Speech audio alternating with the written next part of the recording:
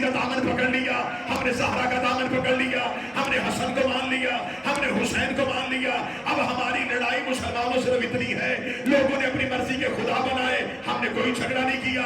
لوگوں نے اپنی مرضی کے نبی بنائے, ہم نے کوئی جھگڑا نہیں کیا. لوگوں نے اپنی مرضی کے امام بنائے, ہم نے کوئی جھگڑا نہیں کیا. جھگڑا ہمارا تب شروع ہوا جب اللہ کے صدیق کے مقابلے پہ امت کی صدیقہ آ گئی تھی, اور اللہ کی صدیقہ کے مقابلے پہ امت کا صدیق آ گیا.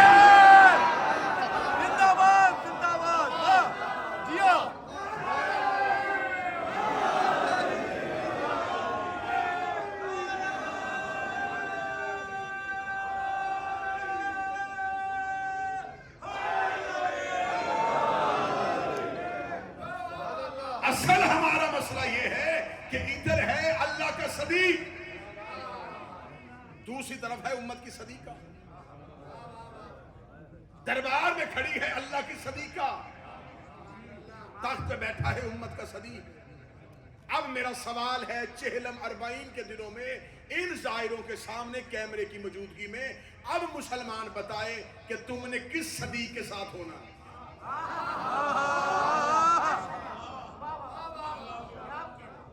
اب یہاں پر یہ بحث نہیں ہوگی کہ وہ بھی سچا ہے وہ بھی سچا ہے, نہیں, کیونکہ دونوں مقابلے پہ ہیں. اب یہ ماننا پڑے گا کہ یہاں یہ صدیقہ ٹھیک ہے اور یہ صدیق ٹھیک ہے. ہمیں فخر ہے, ہم نے جنہیں ماننا ہے وہ قرآن کا صدیق ہے, بلکہ صدیق نہیں صدیق اکبر ہے, اور جو دربار میں آئی ہے وہ قرآن کی صدیقہ ہے. سیدہ دربار میں کھڑی ہے, سیدہ دربار میں صدیقہ ہے اللہ کی بھیجی ہوئی. زہرا دربار میں کھڑی ہو کے کہہ رہی ہے کہ فتح میرا ہے.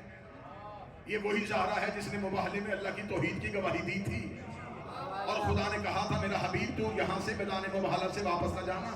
فَنَجَّ لَعْنَةَ اللَّهِ عَلَى الْكَاذِبِينَ, جو جھوٹا ہوگا اس پہ اللہ کی لعنت ہوگی. چہلم کا روز ہے, جتنے زائرین پوری دنیا سے آئے ہو قرآن منبر پہ لے کے آؤ. خدا نے کہا تھا کہ مباہلے والے دن تم اپنے سچے لے کے جانا, جو جھوٹوں کے مقابلے میں جائیں گے, اور جو جھوٹا ہوگا اس میں اللہ کی لعنت ہوگی. لیکن تاریخ اسلام نے ہمیں بتایا کہ نجران کے عیسائیوں نے نبی کے سامنے معافی مانگ لی, جزیہ دے دیا, اور زندہ واپس اپنے گھروں کو چلے گئے. ان کے اوپر کوئی عذاب نہیں آیا تھا. میرے مالک تو نے قرآن میں آیت بھیجی تھی کہ جو جھوٹا ہوگا اس پر تیری لعنت ہوگی. لیکن جو نجران کے عیسائی مباہلے میں آئے گئے وہ اپنے قدموں سے چل کے آئے تھے, پیروں سے چل کے واپس چلے گئے. ان پر نہ تیری لعنت آئی, ان پر نہ تیرا عذاب آیا, نہ تو نے آسمان سے پتھر پھینکے, جبکہ تو نے کہا تھا کہ جو بھی جھوٹا ہوگا اس پر تیری لعنت ہوگی. میرے مالک یا تو قرآن کی آیت کو واپس لے, یا نجران کے عیسائیوں پہ کوئی لعنت ثابت کر. نہ تو نے آیت کو واپس لیا, نہ تو نے لعنت کو بھیجا, اور قرآن کل بھی سچا تھا, قرآن آج بھی سچا ہے. آواز پروردگار آئی, لعنت آنے کے لیے تیار کھڑی تھی. مباہلے میں نجران کے عیسائیوں نے معافی مانگ لی, ہم نے لعنت کو وہیں کا وہیں کھڑے کیے رکھا. لعنت انتظار کرتی رہی, کیونکہ علی سچا بن کے آیا تھا, زہرا سچی بن کے آئی تھی, حسن سچا بن کے آیا تھا, حسین سچا بن کے آیا تھا. اب نجران کے عیسائی تو پیچھے ہٹ گئے. اب لعنت انتظار کر رہی تھی کہ زہرا کے مقابلے میں کون آئے گا, علی کے مقابلے میں کون آئے گا, حسن کے مقابلے میں کون آئے گا, حسین کے مقابلے میں کون آئے گا. 40 میں پوری دنیا, ہندوستان اور پاکستان کے ماتمیوں کے سامنے دنیا کے کانوں سے پردہ اٹھانے لگا ہو. دربار میں زہرا کھجوریں مانگنے نہیں آئی تھی, لعنت واپس کر دے.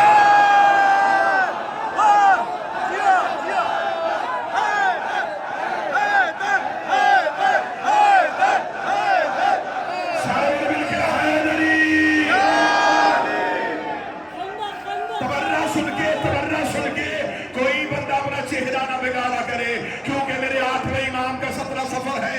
مولا کا فرمان ہے, بندہ لا الہ الا اللہ پڑھے اور محمد رسول اللہ نہ پڑھے, اللہ لا الہ بھی واپس لے لیتا ہے. بندہ محمد رسول اللہ پڑھے اور علی ولی اللہ نہ پڑھے, اللہ محمد رسول اللہ بھی واپس لے لیتا ہے. بندہ علی ولی اللہ پڑھے اور بطول کے دشمن پہ لعنت نہ کرے, اللہ علی ولی اللہ.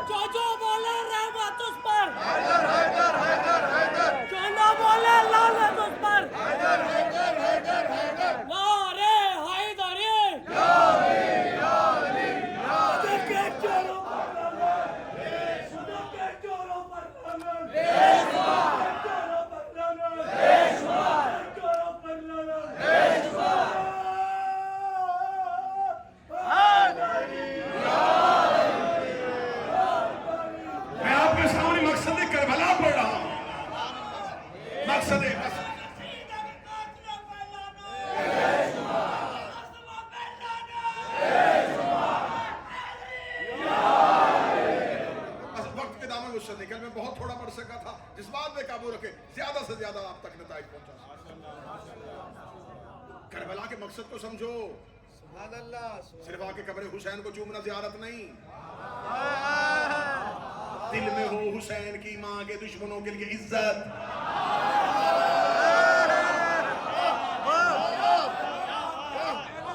کیونکہ صرف یزید پہ لعنت نہیں ہے, یزیدیت پہ لعنت ہے. حسین, کربلا, عاشورہ, یہ غدیر اور فدق کا انتقام ہے. ایک انتقام ہے امت کی طرف سے, وہ ہے کربلا. ایک انتقام ہے اللہ کی طرف سے, اس کا نام ہے ظہور.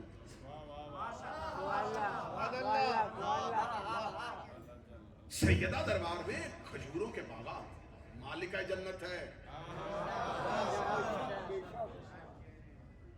سوشل میڈیا پہ مولوی بھنکتے پھر رہے ہیں, کھجوروں کے باغ تھے, اس کی مالیت تو دیکھو. اتنی سی مالیت کے لیے نبی کی بیٹی آ سکتی, ایسے کیسے ہو سکتا ہے؟ ایسے کیسے؟ آدھے مسلمان اسی سوچ میں مر گئے اور مرتے جا رہے ہیں کہ ہمیں سمجھ نہیں آتا کہ ایسے کیسے ہو سکتا ہے. مثلا سوال کیا کریں, یہ کیسے ہو سکتا ہے کہ نبی کی بیٹی آئے اور اس کا احترام نہ ہو؟ ایسا کیسے ہو سکتا ہے کہ دروازے پہ آگ لگے اور علی تلوار نہ اٹھائے؟ ایسا کیسے ہو سکتا ہے کہ کوئی علی کے مقابلے میں جنگ کرنے آ جائے؟ ایسا کیسے ہو سکتا ہے؟ تو بھائی یہ تیری سوچ ہے کہ ایسا کیسے ہو سکتا ہے. تاریخ اسلام تیری سوچ پہ نہیں چل رہی. ایسا ہوا ہے. اگر تو کہے گا ایسا کیسے ہو سکتا, تو میں بھی سوال کرتا ہوں, ایسا کیسے ہو سکتا ہے کہ یوسف کے بھائی اسے کنویں میں پھینک دے؟ ایسا کیسے ہو سکتا ہے کہ آدم کا ایک بیٹا دوسرے کو قتل کر دے؟ پھر ہم بھی کہہ سکتے ہیں کہ ایسا کیسے ہو سکتا ہے کہ جن کے سامنے نبی پتھروں سے کلمہ پڑھوا رہا تھا وہ اسے پتھر مار رہے تھے. سوال تیری سوچ پہ نہیں ہے کہ اگر تو سوچ رہا ہے کہ ایسا کیسے ہو سکتا ہے, سوال یہ نہیں ہے. سوال یہ ہے کہ ایسا ہوا ہے یا نہیں ہوا. کیسے نہیں درمیان میں, یہ سوال ہم سے کرو, ایسا ہوا ہے یا نہیں. ہم آپ کو بتاتے کہ ایسا ہوا ہے. رسول اللہ کی بیٹی گئی ہے, میں فضائل پڑھ رہا ہوں, اور شہزادی کو اس کا حق اگر نہیں ملا تو خدا قرآن میں کہہ رہا ہے سچوں کے ساتھ ہوگا. اب ہماری مجبوری ہے کہ ایک طرف صدیقۃ الکبریٰ ہے جس کے پیچھے قرآن کی آیت کھڑی ہے, ادھر امت کا بنایا ہوا ایک صدیق اور خلیفہ ہے, اس کے پیچھے روایت کھڑی ہے.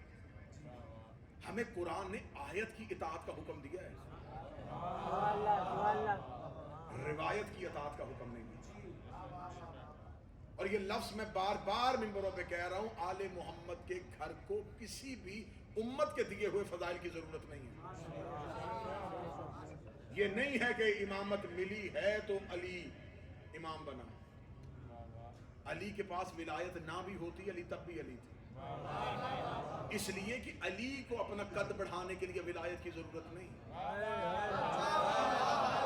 ولایت کو اپنی عزت بڑھانے کے لیے علی کی ضرورت نہیں. جیسا میں چاہتا ہوں, چلے میں نتیجہ میں نس دے دیتا ہوں. اگر امیر المومنین سائل کے گھر جا کے انگوٹھی دینے گئے, اس کا مطلب ہے علی کو ولایت کی ضرورت. اگر سائل چل کے مسجد کے دروازے پہ آیا ہے, اس کا مطلب ہے ولایت کو علی کی ضرورت ہے.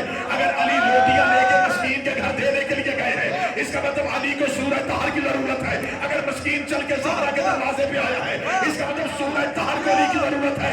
اگر علی زہرا کا رشتہ مانگنے محمد کے گھر گئے ہیں, اس کا مطلب علی کو دماد پیغمبر ہونے کی ضرورت ہے. اگر ستارہ چل کے علی کے دروازے پہ آیا ہے, اس کا مطلب ہے کہ محمد کو علی کی ضرورت ہے.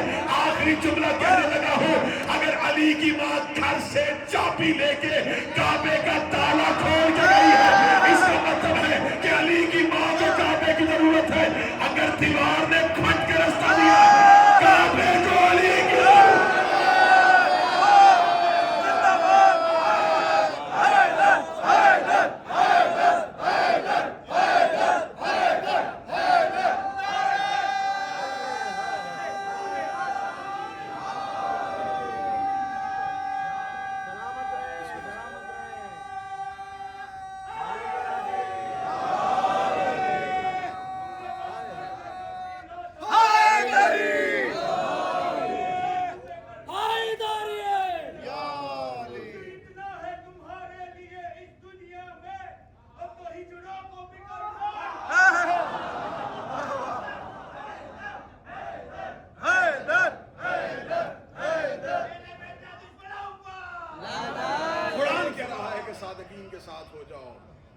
اگر آپ کے پاس کوئی اور صادق آل محمد جیسا ہے تو لے کے آؤ.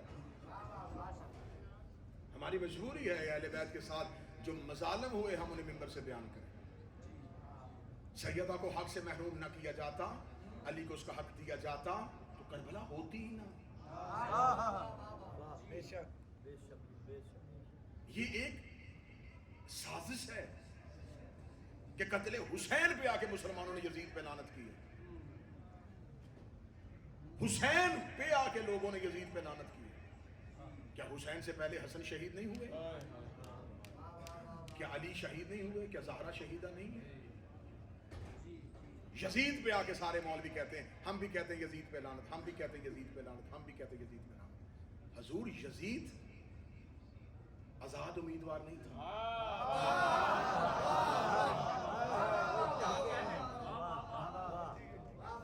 اچانک یزید اٹھ کے آ گیا اور وہ تخت پہ آ کے بیٹھ کے اس نے کہا میری بیعت کر لو. نہیں تو آؤ نا, قتل حسین سے تو سراغ شروع ہوگا. آج ہمارے ساتھ قتل حسین پہ آ کے ساری دنیا شامل ہونے کے لیے تیار ہے. ہم بھی کالے کپڑے پہن کے امام حسین کا ماتم کریں گے, ہم بھی امام حسین کے جلوسوں میں ساتھ جائیں گے, ہم بھی امام. صرف حسین سے ہمارے ساتھ نہ ملنا, اگر ملنا ہے تو پیچھے سے چلو. حسین ایک نظام کا نمائندہ ہے, یزید بھی ایک نظام کا نمائندہ ہے. حمایت کرنی ہے تو صرف حسین کی نہ کرو, پورے اس سسٹم کی حمایت کرو جس کے تحت حسین آیا. اگر یزید پہ لعنت کرنی ہے تو صرف یزید پہ لعنت نہ کرو.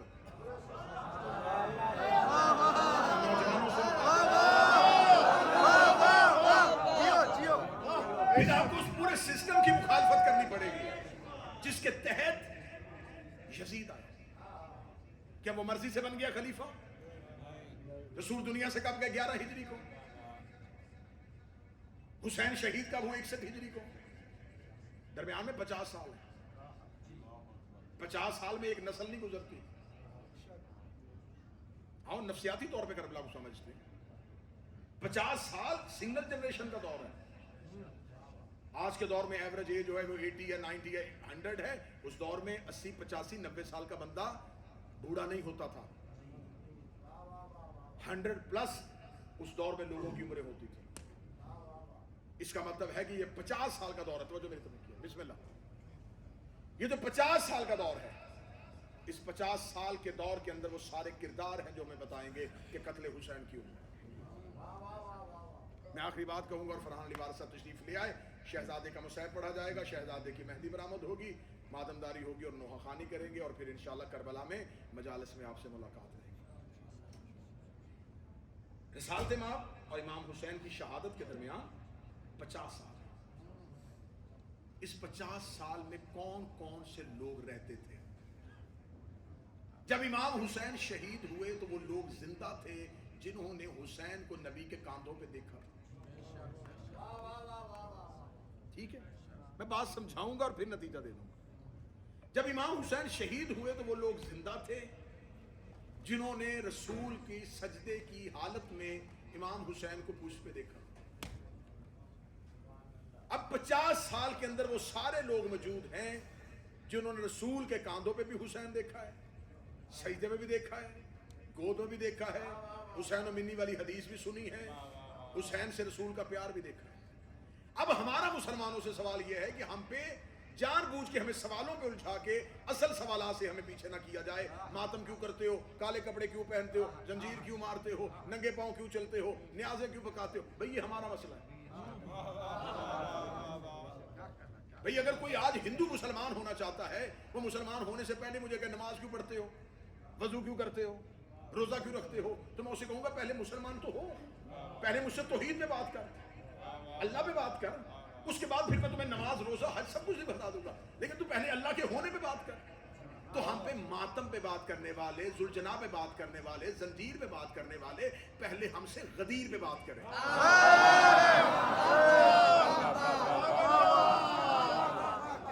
پہلے ہم سے فتح پہ بات کریں.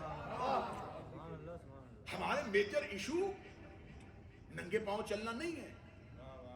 ہم پہ غدیر پہ بات کریں, ہم پہ فتح پہ بات کریں. یہ ہے ہمارے جنرل ایشو جس پہ ہم نے نسلوں کو لے کے آنا ہے. 50 سال کا دور اور وہ سارے لوگ زندہ ہیں جنہوں نے نبی کو دیکھا ہے.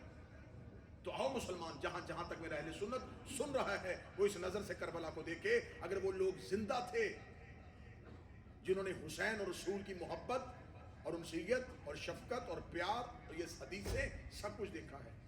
جب امام حسین شہید ہو رہے تھے تو امام حسین اچانک رستے میں جاتے جاتے شہید نہیں ہوئے. 28 رجب کو نکلے، مکہ میں آئے، مکہ میں آ کے مسلسل حسین بیٹھے رہے. وہاں سے امام حسین مکہ میں اعلان کر کے آئے، پھر حسین کربلا تک پہنچے. اس پورے دورانیے کے درمیان وہ لوگ نہ مدینہ سے پیچھے آئے، نہ مکہ سے ساتھ چلے، نہ کربلا میں پہنچے. اگر وہ لوگ حسین کے ساتھ تھے تو ہمیں 72 میں دکھائیں. بھئی اگر ہم سعید، زہیر، حبیب، مسلم ابن اوسجا ان کا احترام کرتے تو آپ ہمیں بتا دیں کہ ان کے اندر وہ لوگ موجود ہیں، ان 72 میں وہ نہیں ہیں. اب اگلا جملہ کہوں، ادھر جو تعداد ہے وہ سینکڑوں میں نہیں ہے، وہ لاکھوں میں ہے. اس کا مطلب عقل یہ تسلیم کرتی ہے کہ اگر وہ ادھر 72 میں نہیں ہے تو کہیں وہ لاکھوں میں تو نہیں. سبحان اللہ. اس دور کے وہ لاکھوں لوگ جو یزید کی بیعت پہ آ گئے تھے وہ کون تھے؟ یہ جو یزید کا لشکر کربلا میں پہنچا ہے، جو ابن زیاد نے اتنا لشکر کربلا میں بھیجا ہے، یہ عیسائی نہیں تھے، یہودی نہیں تھے، مسلمان تھے. تو آپ ہم سے 72 کی تعداد لے لیں، ہم آپ کو پوری لسٹ دیتے ہیں کہ ہمارے پاس جو 72 ہیں وہ یہ ہیں. 72 کی لسٹ ہم سے لے لیں، لشکر یزید کے لاکھوں کی لسٹ ہمیں دے دیں.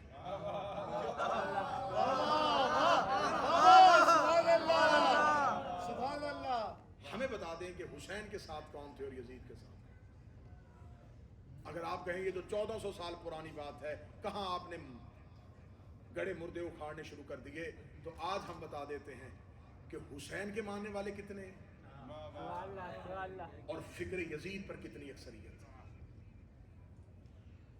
حسین ایک اٹل حقیقت کا نام ہے. آپ اپنا سفر جاری رکھیں، ایک وقت آئے گا کہ زمانہ مانے گا کہ کائنات کی سب سے بڑی سچائی کا نام حسین ہے. یہ جو تم ننگے پاؤں چل رہے ہو یہ حسین کے مشن کی تبلیغ ہے. 40 عاشورہ کی شہرت کا نام ہے. دشمن تمہاری شہرت کاٹنا چاہتا ہے. میں ہر روز یہ کہتا ہوں کہ دنیا ذرا ان چہروں کو دیکھے، ذرا دنیا کیمروں میں 40 پہ آئے ہوئے ان چہروں کو دیکھے کہ 2026 کے یہ وہ لوگ ہیں جنہوں نے پیسے دے کے تھکن خریدی ہے.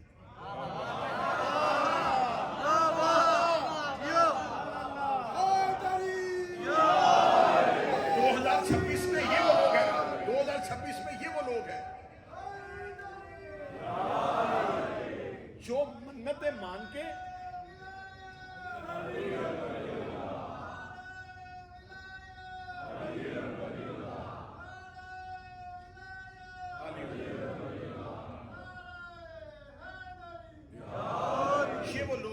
منتیں مان کے منتیں کر کے پیاسے رہنے کے لیے آئے. کیوں نہیں زمانہ سانگ سے 40 حسینی کو دیکھ رہا؟ یہ کون سا عشق ہے؟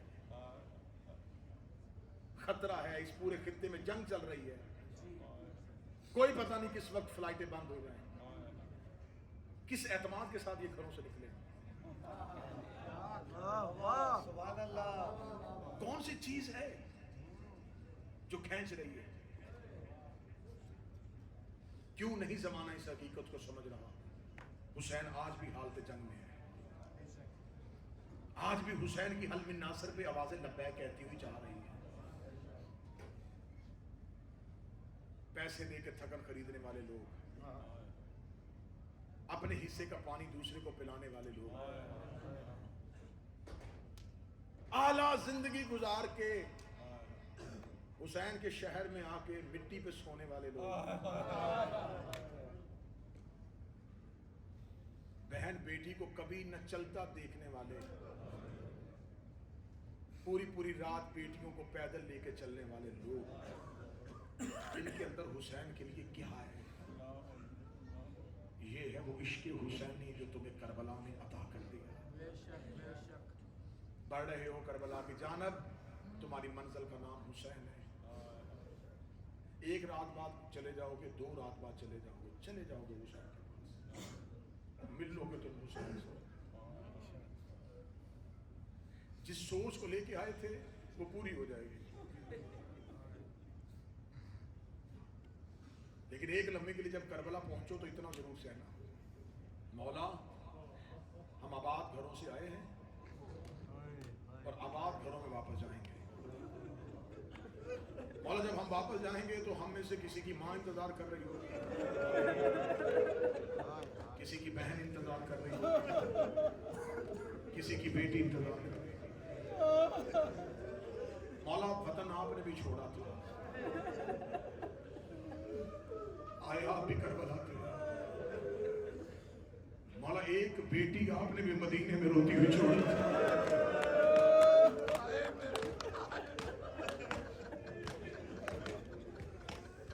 इसे छोड़ के आए थे, उसे भी बाबा ना मिला। मैं फिर जुमला कहने लगा हूं, शायद आपने ख्याल ना किया हो, मैं जुमला दोहराने लगा हूं। जिसे मदीना छोड़ के आए थे उसे भी बाबा ना मिला, और जिसे लेके आए थे उसे भी बाबा ना मिला। करबला हसरतों का नाम है। रस्ते में पानी की सबीलें, जगह जगह पानी, जगह जगह पानी, जगह जगह। लगता ही नहीं है ये किसी प्यासे का शहर।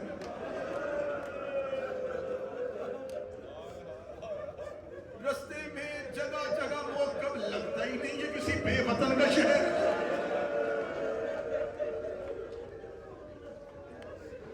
जिसके दरिया से खैमे हटाए थे ना, वो तुम्हारे लिए इतने घर बनवा के गया।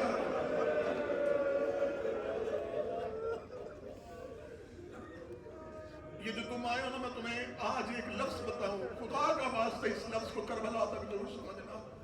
जब 2 मुहर्रम को करबला की जमीन खरीदी थी ना कबीला बनी असद के लोगों से, तो मौला हुसैन ने जो शराइत लिखी थी उनमें से हुसैन एक शर्त कही थी, यहाँ मेरे कोई मेहमान आया करेंगे, उन्हें 3 दिन के लिए खाना खिलाना, उन्हें 3 दिन के लिए पानी पिलाना।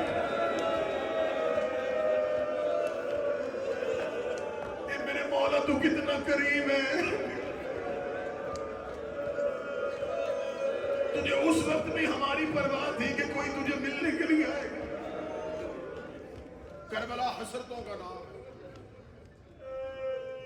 पानी की सबीलें क्यों? हुसैन प्यासा चला गया, रस्ते में मौक़िफ़, खाने का इंतजाम, हुसैन भूखा चला गया। हम नंगे पांव क्यों चलते? मौला हमारी हसरत थी। मौला हम उस वक्त होते, मौला हम शाम चले जाते, तेरी बेटियां न जीती। जितनी हसरतें हैं ये करबला में पूरी करना। ये जो हम मेहंदी उठाते हैं ना, ये भी बेवा माँ की हसरत है। हर माँ की ख्वाहिश होती है कि अल्लाह मुझे मेरे बेटे की शादी का दिन दिखाए, लेकिन जितनी हसरत बेवा माँ की होती है किसी की नहीं होती। बेवा माँ तो इसी सहारे पे जिंदा रहती है। कल अपने बेटे के सर पे सिर देखोगी, बड़ी हसरत थी कासम की माँ की। मैं कासम के सर पे सेहरे से जाती, मैं कासम की शादी देखती। हसरतें लेके आ गई करबला। शहजादे की मेहंदी बरामद होगी। मैं मेहंदी की बरामदगी और मसायब के आगाज से पहले ये जुमले कहूंगा, ये मौला हसन हमें माफ कर देना।